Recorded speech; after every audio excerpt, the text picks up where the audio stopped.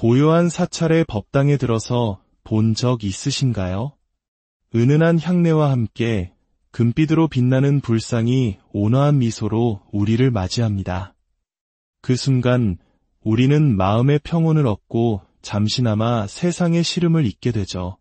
그런데 혹시 이런 궁금증을 가져본 적은 없으신가요?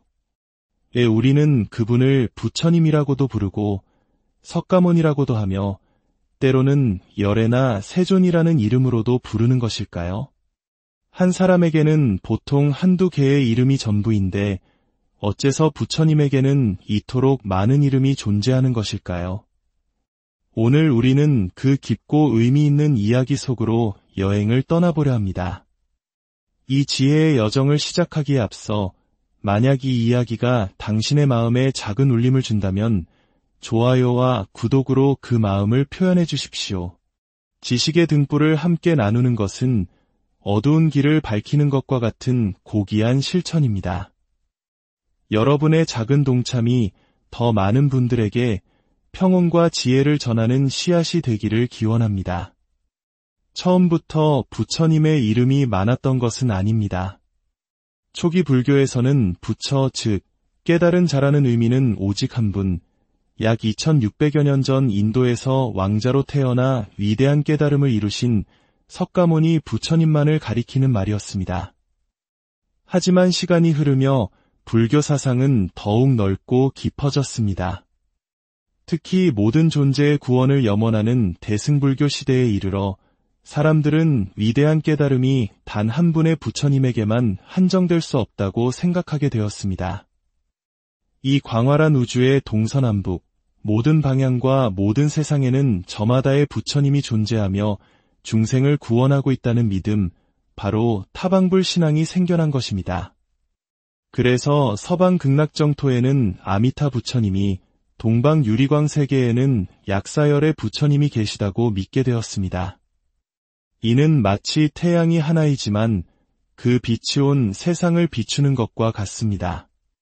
부처님의 본질은 하나이지만 그 역할과 공덕에 따라 다양한 모습으로 나타나시는 것이죠. 조금 더 쉽게 이해해 볼까요? 한 사람을 생각해 봅시다. 그는 부모님에게는 소중한 아들이고 아내에게는 헌신적인 남편이며 자녀에게는 든든한 아버지이고 직장에서는 유능한 상사입니다. 이처럼 한 사람이 관계 속에서 아들, 남편, 아버지, 상사 등 다양한 이름으로 불리듯 부처님 역시 중생의 아픔과 소망에 따라 각기 다른 이름과 모습으로 우리 곁에 오시는 것입니다. 병들어 고통받는 이에게는 치유의 빛을 비추는 약사열의 부처님으로, 삶의 지혜가 필요한 이에게는 날카로운 통찰력을 지닌 문수보살로, 끝없는 자비가 필요한 이에게는 세상의 모든 소리를 듣고 구원하시는 관세음보살로 나타나시는 것이죠. 결국 이 모든 다양한 이름은 한 분 부처님이 지닌 무한한 공덕과 자비의 다른 표현일 뿐입니다.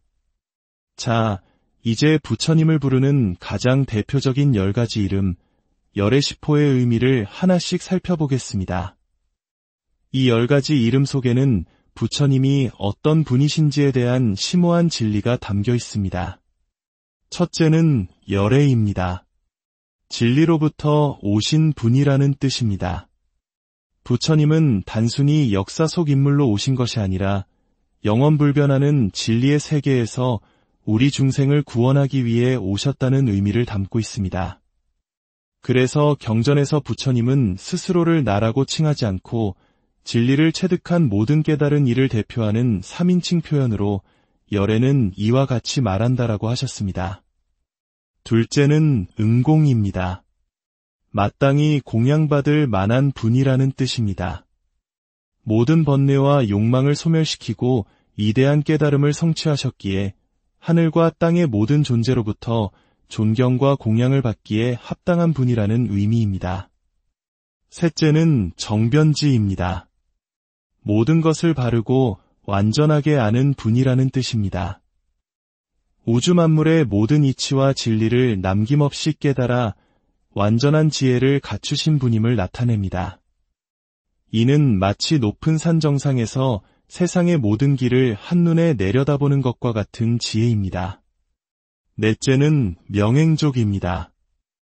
지혜를 뜻하는 명과 실천을 뜻하는 행이 모두 완전하고 충족된 족분이라는 의미입니다.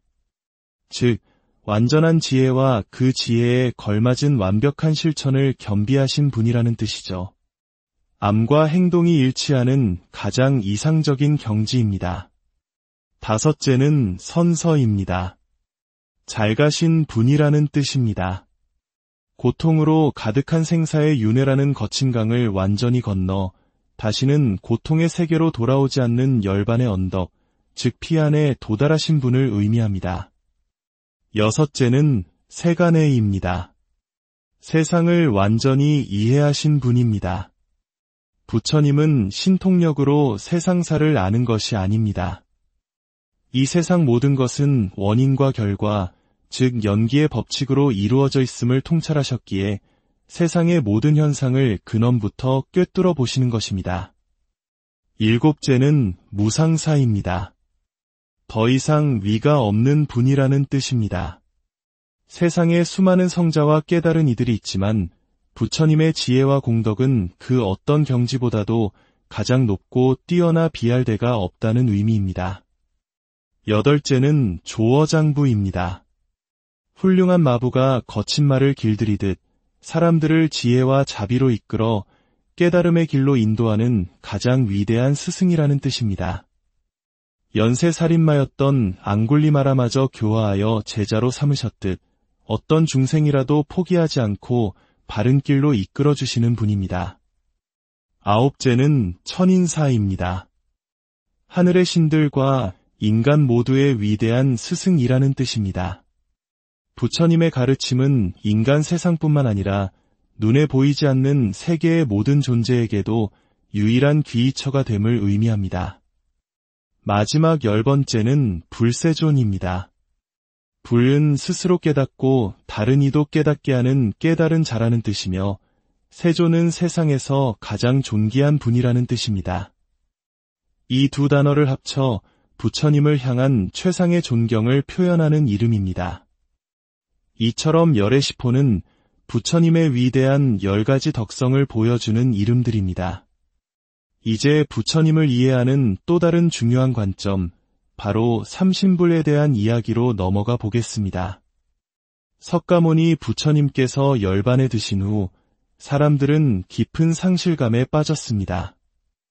의지할 스승이 사라진 어둠 속에서 사람들은 부처님의 존재를 다시금 갈망하게 되었습니다. 비록 부처님의 육신은 사라졌지만 그분의 가르침과 진리는 영원히 우리와 함께 하신다는 믿음이 싹텄고, 이는 부처님을 3가지 다른 몸으로 이해하는 삼신불 사상으로 발전했습니다. 첫 번째는 법신불입니다. 이는 진리 그 자체를 몸으로 하는 부처님입니다. 시간과 공간을 초월하여 항상 존재하는 영원불변의 진리, 그것이 바로 법신불입니다. 마치 우주를 지배하는 물리법칙처럼 눈에 보이지는 않지만 언제 어디에나 존재하는 근원적인 부처님의 모습이며 비로자나 부처님이 바로 법신불을 상징합니다. 두 번째는 보신불입니다. 이는 오랜 시간 동안 수많은 공덕과 수행을 쌓은 결과로 나타난 부처님입니다. 아미타 부처님께서 법장비구 시절 48가지 위대한 서원을 세우고 무한한 시간 동안 수행하여 마침내 서방 극락정토를 이룩하신 것처럼 수행의 결과로 나타난 이상적인 부처님의 모습입니다. 이는 마치 오랜 노력 끝에 찬란하게 빛나는 보석과도 같습니다. 세 번째는 화신불입니다. 이는 중생을 구원하기 위해 직접 인간의 세상에 여러 모습으로 변화하여 나타나신 부처님입니다. 2600여 년 전 우리와 똑같은 인간의 몸으로 태어나고 늙고 병들어 열반에 드신 석가모니 부처님이야말로 가장 대표적인 화신불입니다. 화신불은 때로는 왕으로, 때로는 평범한 이웃으로, 심지어는 동물의 모습으로도 나타나 우리를 바른 길로 이끕니다. 지금 우리가 만나는 모든 인연이 어쩌면 부처님의 화신일지도 모릅니다. 결국 법신이 태양 그 자체라면 보시는 그 태양빛이 만들어내는 장엄한 하늘의 노을이며 화신은 나뭇잎에 맺힌 작은 이슬방울에 비친 태양의 모습과 같습니다. 근원은 하나이지만 우리에게 다가오는 모습은 이처럼 다양합니다. 오늘 우리는 부처님의 수많은 이름에 담긴 깊은 의미를 함께 살펴보았습니다. 그 많은 이름들은 단지 외워야 할 목록이 아닙니다. 그것은 부처님의 무한한 자비와 지혜를 보여주는 다양한 창문이며 동시에 우리 안에 잠재된 무한한 가능성을 비추는 거울과도 같습니다.